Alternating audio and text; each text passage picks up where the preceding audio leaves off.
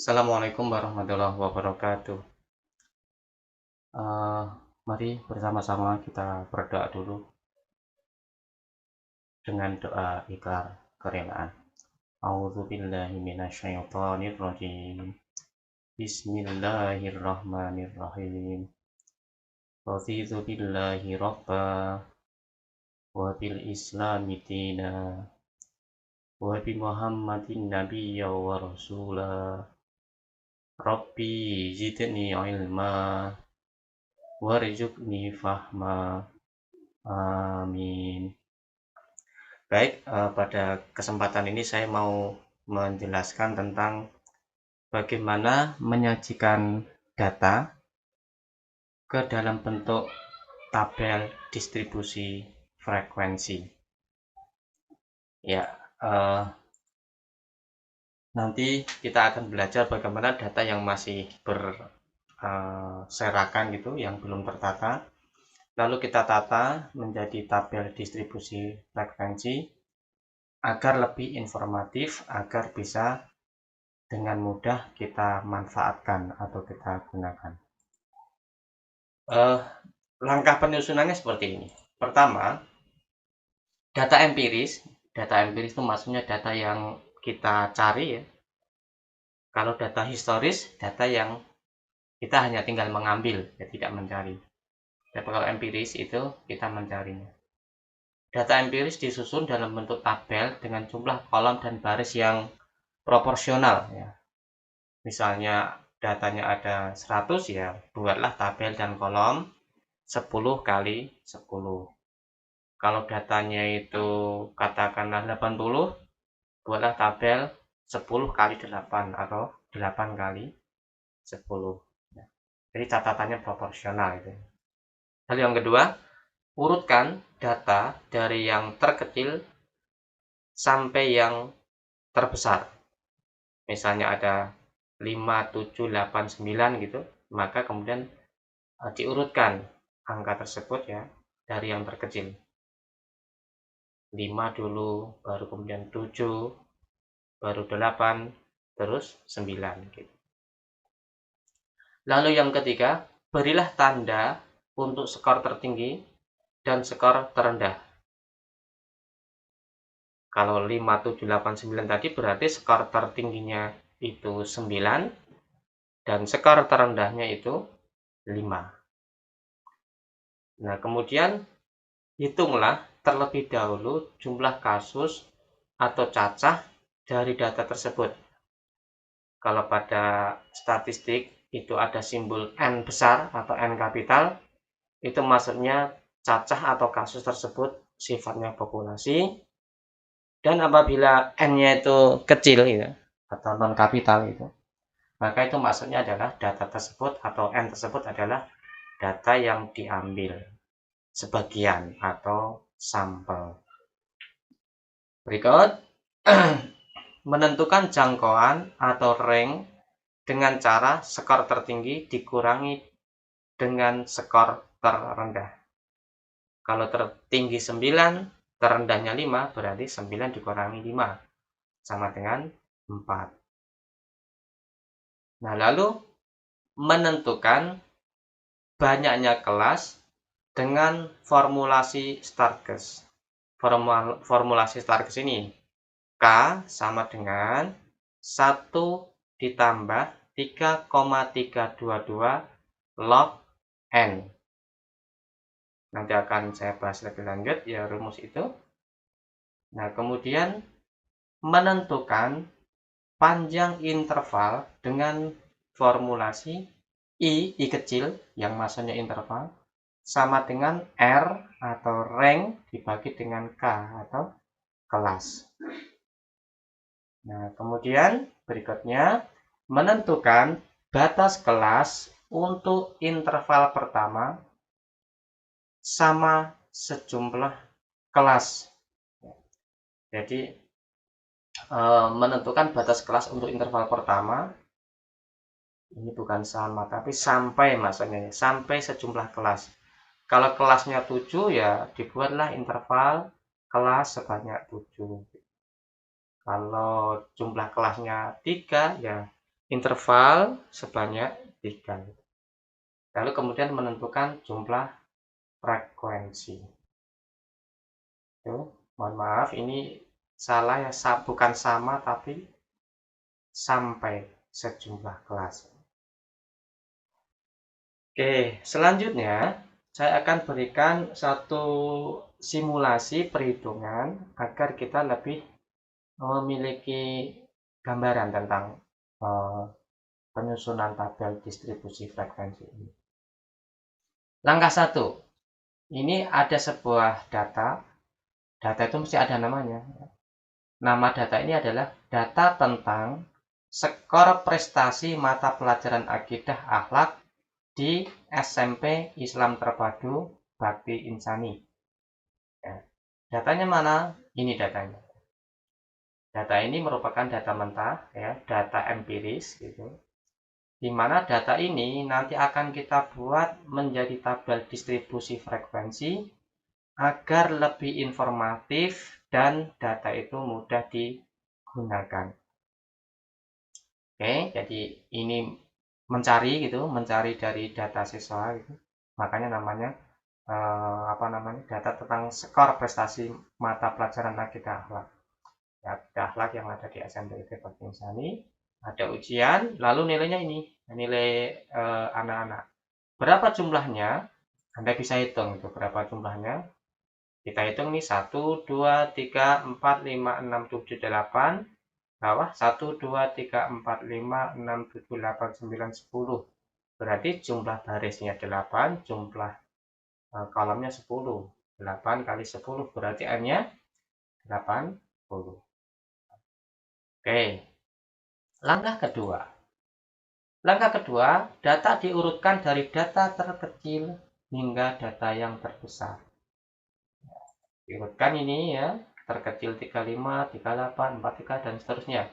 Ini dilakukan ya, step by step dengan penuh seksama agar data tersebut tidak salah entry.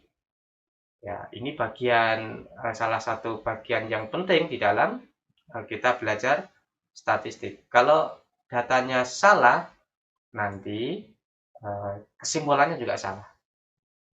Gitu. Jadi sekali lagi saya sampaikan, data yang kita peroleh setelah kita buat, data itu belum urut dari data yang besar ke data yang kecil. Maka kita susun ya, data itu menjadi data yang kecil terlebih dahulu, ya, menuju ke data yang besar. Nah, dari sini kita tahu berarti nilai terendah itu ada 35 atau skor ya. Skor terendah itu ada 35 dan skor tertinggi ada 99. Ya, sekali lagi ini Anda urutkan secara seksama. Langkah yang selanjutnya ya, adalah menentukan rank atau jangkauan. Cara menentukan rank atau jangkauan itu rumusnya skor tertinggi dikurangi skor terendah. Nah, kita tinggal mengurangkan 99 dikurangi 35 sama dengan 64. Jadi ranknya adalah 64. Langkah keempat, menentukan banyaknya kelas. Rumus Starkes tadi kita masukkan K sama dengan 1 ditambah 3,322 log 80 karena jumlah N-nya, jumlah kasusnya ada 80. Nah, kemudian kita hitung 1 ditambah 3,322 kali 1,9. Ini sudah dibulatkan ya. Jadi log 8, log 80 itu 1,9. Anda bisa mencari di kalkulator bisa, di Excel bisa. Nanti pada tayangan berikutnya akan saya beri penjelasan bagaimana mencari logaritma ini dengan menggunakan Excel. Ya. Nah, kemudian diperoleh nih hasilnya adalah 7,3. Lalu dibulatkan menjadi 7. Nah, pembulatan ini dalam statistik kita tidak saklek mengacu kepada matematik. Kalau ini 5, ya 7,5 menjadi 8 gitu kan. Dan karena 7,3 menjadi 7. Kebetulan ini mengacu pada matematika. Tapi untuk hal-hal tertentu tidak selamanya begitu. Ya, tergantung argumentasi yang nanti kita berikan. Oke, berikut. Langkah yang kelima, menentukan panjang kelas. Atau kita menyebutnya K ya, bukan I tapi K ini. Saya salah tulis lagi nih. K ya. Jadi begini. I ya, I panjang kelas gitu ya. I atau panjang kelas itu sama dengan rank dibagi dengan K jumlah kelas. Kita sudah tahu ranknya 64, sedangkan jumlah kelasnya ada 7. Sehingga 64 dibagi 7 sama dengan 9,14. Nah, sekali lagi, kalau matematik murni, pembulatan ini menjadi 9. Tapi karena kita statistik, ya tidak matematik murni, tetapi lebih pada bagaimana memaknai data itu, agar nanti data bisa disajikan dengan lebih informatif, maka 9,14 ini dibulatkan menjadi 10. Ya, argumentasinya adalah menyusun interval sepanjang 10 ya, itu lebih logis daripada sepanjang 9. Jadi panjang intervalnya itu 10 ini logis, lebih umum dipakai orang daripada panjang intervalnya 9. Ya, biasanya panjang interval itu kelipatan 5, ya, 5, 10, 15, ya, 20, dan seterusnya. Jadi, Anda tidak perlu bingung mengapa 9,14 kok dibulatkan jadi 10. Ini hanya sekedar untuk memudahkan penyusunan statistik. Karena angka di sini, angka-angka ini bukan angka-angka secara matematik saja, tapi angka ini juga dimaknai secara kontekstual dalam mencari data.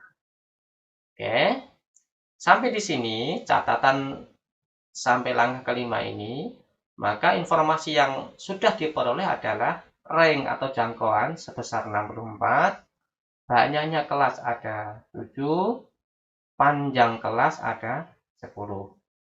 Oke ya. Nah, berikutnya, langkah yang keenam, menentukan batas bawah interval. Nah, saya jelaskan dulu tipsnya untuk menentukan batas bawah kelas interval itu. Pertama ini, skor terkecil dari data dapat dimasukkan pada kelas interval pertama. Contoh dalam kasus ini, skor terkecilnya kan 35. Maka 35 itu harus masuk dalam kelas interval pertama. Itu yang pertama. Yang kedua, kelas interval terakhir memiliki deviasi minimal dari skor tertinggi. Jadi kalau skor tertingginya itu 99, maka interval terakhir itu sampai 99, atau kalau ada deviasi, ada penyimpangan hanya sedikit. Sedikit itu ya kira-kira 1 ya. Kalau ini karena ini datanya data tidak pecahan ya, maka minimal di sini maknanya ya 1 gitu. Ya. Tapi kalau nanti datanya pecahan, ya bisa juga 0,5 gitu ya. Nah, lalu tip yang ketiga, hindari double counting data. Jadi data itu kadang dihitung, jangan sampai dihitung 2 kali. Hindari itu ya. Nah, berdasarkan 3 ketentuan di atas, ini ya, berdasarkan 3 ketentuan ini, interval dapat dibuat dengan beberapa kemungkinan. Saya tunjukkan. Kemungkinan pertama ini, 25, 34. Nah, cara menentukan kelas intervalnya itu, ini 25 dikurangi dengan 35. Ini ya.